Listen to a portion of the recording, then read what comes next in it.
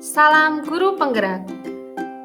Perkenalkan, saya Mesiana Jayati, CGP Angkatan 8 dari Kabupaten Semarang, memaparkan demonstrasi kontekstual modul 1.3 tentang visi Guru Penggerak.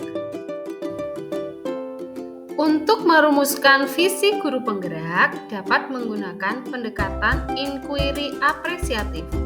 Pendekatan ini menggunakan kekuatan atau hal-hal positif yang telah ada di sekolah, lalu mencari cara bagaimana supaya hal baik tersebut tetap bertahan dan dapat memunculkan hal-hal baik lainnya. Supaya kita dapat menerapkan pendekatan inquiry apresiatif, maka digunakanlah metode Bagja. Kata Bagja berasal dari bahasa Sunda yang berarti bahagia. Diharapkan dengan penggunaan metode Bagja ini, pembelajaran akan menyenangkan. Metode Bagja terdiri atas B. Buat pertanyaan, A. Ambil pelajaran, G. Gali mimpi, C. Jabarkan rencana, A. Atur eksekusi. Ambil pertanyaan berisi tentang pertanyaan-pertanyaan untuk menentukan kemana arah perubahan. Ambil pelajaran hal-hal yang bisa kita jadikan panduan pembelajaran berdasarkan pengalaman. Lalu, gali mimpi adalah gambaran dari masa depan yang muncul bila mana sudah terwujud.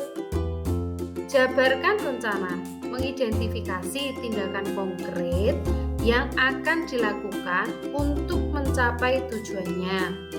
Atur eksekusi, mengatur supaya dapat terlaksana baik, itu siapa saja yang berperan atau tindakan-tindakan apa saja yang akan kita gunakan. Dari situ kemudian saya membuat visi Guru Penggerak, yaitu terwujudnya generasi yang berkarakter profil pelajar Pancasila. Prakarsa perubahan yang saya buat yaitu meningkatkan kemandirian dan kreativitas peserta didik melalui kegiatan belajar yang menyenangkan. Lalu ini adalah tahapan Bagja yang sudah saya buat. Pada tahapan Bagja, tahapan yang pertama yaitu buat pertanyaan. Prakarsa perubahan yang saya buat yaitu meningkatkan kemandirian dan kreativitas peserta didik melalui kegiatan belajar yang menyenangkan. Pertanyaan yang saya buat yaitu bagaimana kemandirian dan kreativitas siswa di SD Polobugo 1. Lalu yang kedua, bagaimana menumbuhkan kemandirian dan kreativitas siswa di sekolah. Tindakan atau penyelidikan. Yang pertama, melakukan observasi terhadap kemandirian peserta didik. Yang kedua, melakukan refleksi diri untuk mengidentifikasi kekuatan dalam peserta didik. Yang ketiga, mendiskusikan dan bertukar informasi dengan rekan guru yang lainnya. Pada tahap ambil pelajaran, pertanyaan yang pertama yaitu metode pembelajaran seperti apa yang dapat menumbuhkan kemandirian dan kreativitas peserta didik.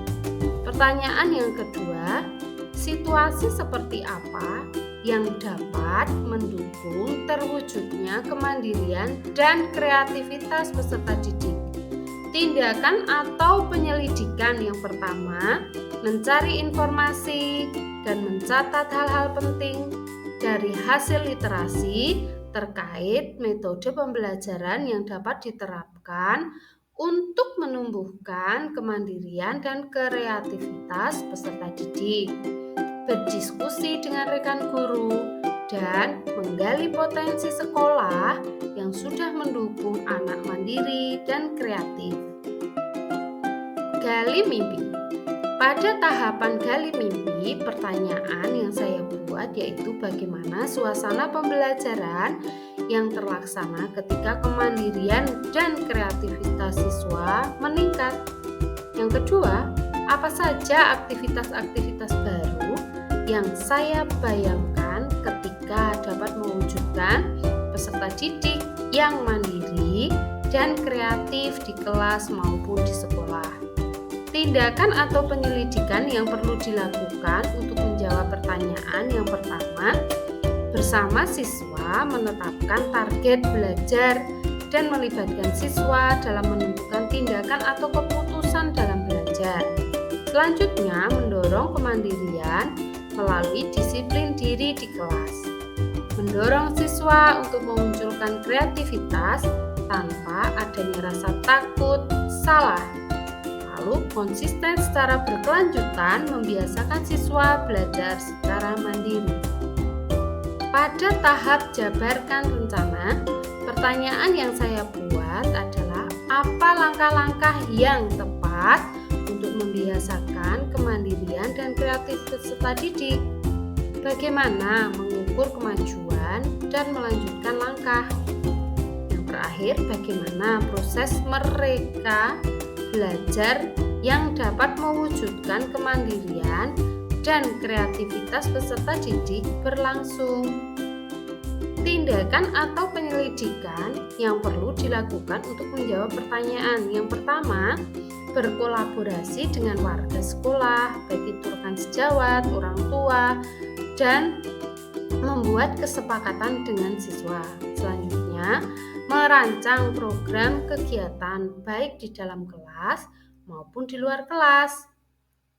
Lalu, membuat capaian realistis setiap minggu atau bulan. Membuat kegiatan pembelajaran yang menyenangkan seperti melalui menyanyi, kegiatan di luar kelas, menerapkan papan reward untuk memotivasi konsisten siswa. Dan yang terakhir, membuat ruang khusus untuk mengasah kreativitas siswa sehingga siswa merasa nyaman dan diberi kebebasan untuk menciptakan sesuatu. Pada tahapan yang terakhir yaitu atur eksekusi. Pertanyaan yang saya buat, siapa yang terlibat dalam rencana ini dan apa saja perannya? Bagaimana memecahkan kesulitan dan kendala yang dihadapi? Daftar tindakan atau penyelidikan yang perlu dilakukan untuk menjawab pertanyaan. Yang pertama, berefleksi dengan diri sendiri, lalu bersama siswa tentang bagaimana hal-hal positif yang ingin diadakan dalam proses perubahan. Berkolaborasi dengan seluruh warga sekolah dalam evaluasi dan refleksi monitoring kegiatan. Membuat forum diskusi bersama rekan guru untuk mengontrol kemajuan dan tindak lanjut. Melaporkan perkembangan kemandirian siswa kepada kepala sekolah dan orang tua secara berkelanjutan. Nah, demikian tadi pemaparan saya tentang tahapan Bagja dalam merancang perubahan positif. Semoga dapat bermanfaat bagi peningkatan kualitas pendidikan kita dan guru-guru dapat membuat visi sesuai dengan keadaan sekolah. Terima kasih.